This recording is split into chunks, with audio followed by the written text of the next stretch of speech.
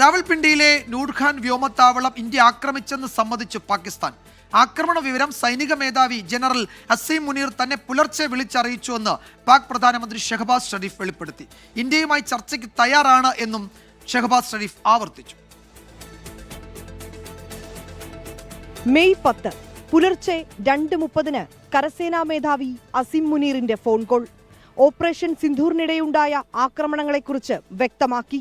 റാവൽപിണ്ടി നൂർഖാൻ വ്യോമത്താവളം ഉൾപ്പെടെ ഇന്ത്യ ആക്രമിച്ചുവെന്ന വിവരം സൈനിക മേധാവി തന്നെ വിളിച്ചു പറഞ്ഞതായും പാകിസ്ഥാൻ പ്രധാനമന്ത്രി ഷഹബാസ് ഷരീഫ് സ്ഥിരീകരിച്ചു. ചൈനീസ് യുദ്ധവിമാനങ്ങൾക്കെതിരെ ഇന്ത്യ പുത്തനുപകരണങ്ങൾ ഉപയോഗിച്ചു.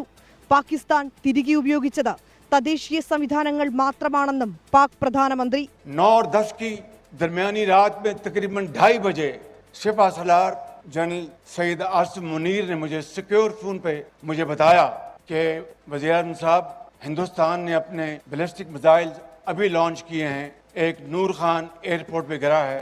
കഴിഞ്ഞ ദിവസം പാകിസ്ഥാൻ സ്മാരകത്തിൽ നടന്ന പരിപാടിക്കിടെയായിരുന്നു പാക് പ്രധാനമന്ത്രിയുടെ പ്രതികരണം. സമാധാന ചർച്ചകൾക്ക് തയ്യാറാണെന്നും കാശ്മീർ ഉൾപ്പെടെയുള്ള വിഷയങ്ങൾ ചർച്ച ചെയ്ത് പരിഹരിക്കാതെ സമാധാനമുണ്ടാകില്ലെന്നും പാക് പ്രധാനമന്ത്രി വ്യക്തമാക്കിയിരുന്നു. എന്നാൽ പാകിസ്ഥാനുമായുള്ള ചർച്ചകൾ ഭീകരതയെക്കുറിച്ച് മാത്രമായിരിക്കുമെന്നാണ് ഇന്ത്യയുടെ നിലപാട്. വിനീത VG 24 ഡൽഹി.